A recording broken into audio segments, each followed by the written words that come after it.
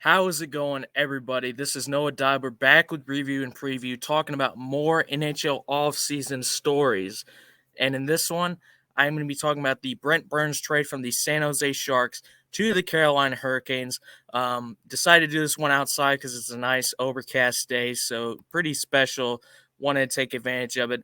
But real quick, before we get too deep in the details, I do just want to give a quick shout out to our social media, mainly our YouTube channel at Review and Preview Sports, and we have all kinds of other social media. I will let that, scroll across the bottom, and let's get right into it. Like I said, we're going to be talking about the Brent Burns trade.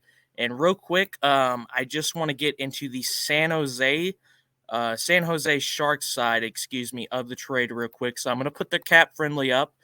Great website, Cap Friendly. Has been using it for most of my videos so far. We're going to go ahead and make it full screen. So the San Jose Sharks coming in this offseason, a few years back, they made some big moves to try and cash in on a Stanley Cup. They gave big contracts to guys like Brent Burns, Erik Karlsson on the defensive core.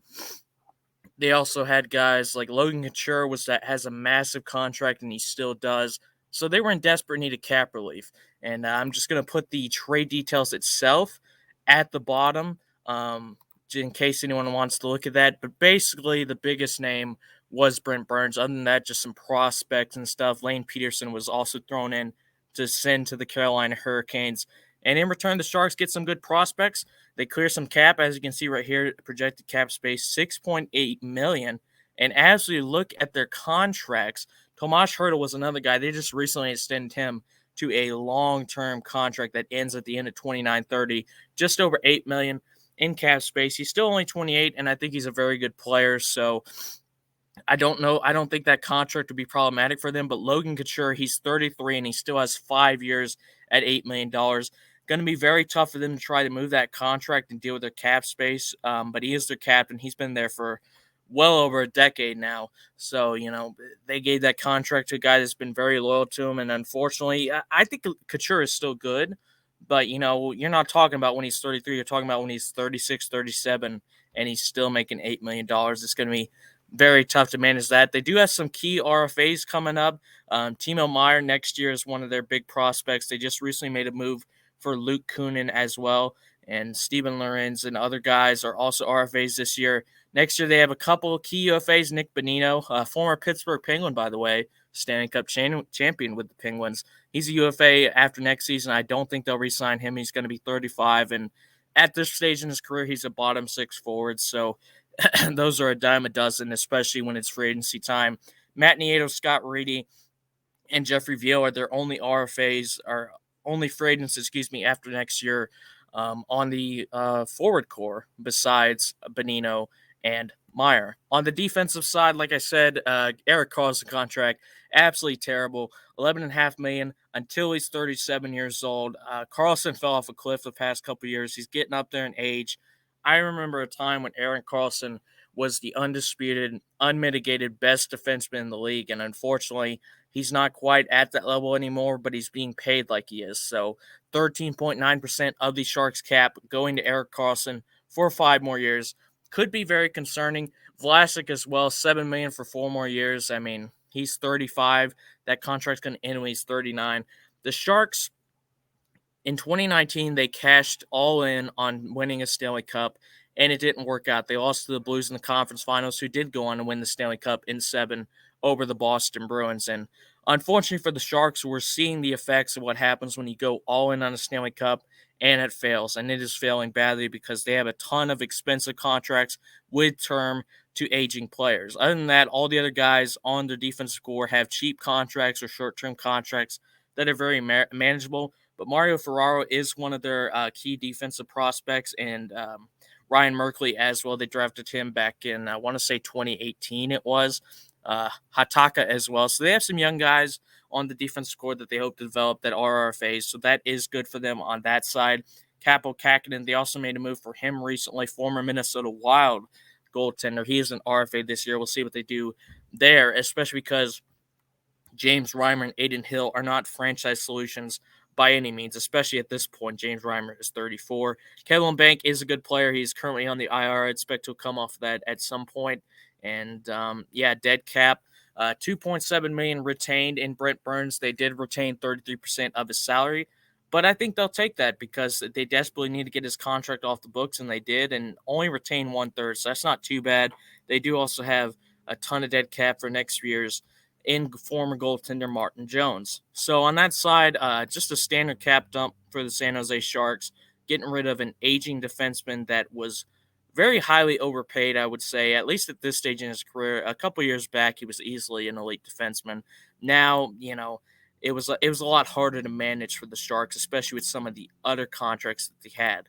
Now, more importantly, I think looking at it from the Carolina Hurricanes perspective, this is an interesting move. They still have $4 million in cap space, but they do have some interesting contracts coming up. I already mentioned Martin Necas in a former video when I was talking about how they let Vincent Trocheck go, and they have some massive contracts. Svechnikov almost $8 million, Aho over $8 million. Pacioretty, they just recently made a trade for him. He's making $7 million. He's a UFA this year. Jordan Staal $6 million, also UFA. Teravine and Kotkaniemi, these contracts add up on the forward core. And on the defensive side, they have some really good contracts here, I think. They brought in Brent Burns, like I said, making over $5 million for the next 3 years. But they did have some cap space. So Jacob Slavin, over $5 million. Brady Shea over $5 million. Pesci $4 million. These are hefty contracts, but these are also pretty good defensemen. I mean, my good buddy Brian Tart, who's a Rangers fan, would tell you Brady Shea's not very good, but Slavin and Pesci are two guys I definitely like a lot. Ethan Bear is an RFA as well. They're going to have to sign him.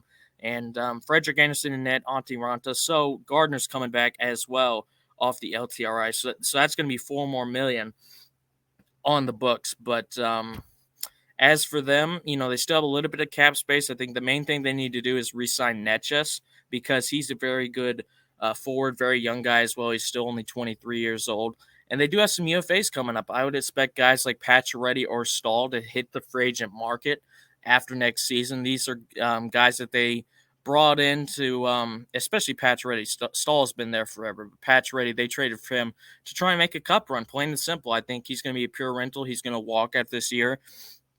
And we'll see what they can do. But luckily for the Hurricanes, they do only have 2 RFAs right now this year. Next year is where I think it's going to get interesting. But for them to get a solid, I mean, he was overpaid at $8 million. $5 million is much more fair for what I think Brent Burns is right now. To get a veteran defenseman in there along guys like Slavin, Shea, Pesci really helps to bolster the defensive core. I mean, last year Brent Burns was still pretty good. He had 54 points in 82 games, which is very solid for a defenseman, especially at his age. And not only that, he was doing that on a team that we all know very well was absolutely terrible. So I think Brent Burns still has something, at least for one more year. He still has a bit in the tank. So, yeah, Brent Burns traded to the Carolina Hurricanes. Very interesting move for a team that did make it to the second round this year and was one game away from making the conference finals. So, yeah, good trade, I think, for both sides. San Jose clears a good amount of cap when they desperately needed to try and do that. And in return, Carolina and San Jose get some prospects as well. And for Carolina, they get in another solid defenseman on the defensive core to try and make a cup run this year. So that's going to be all for this video. Really like the Brent Burns trade from both sides.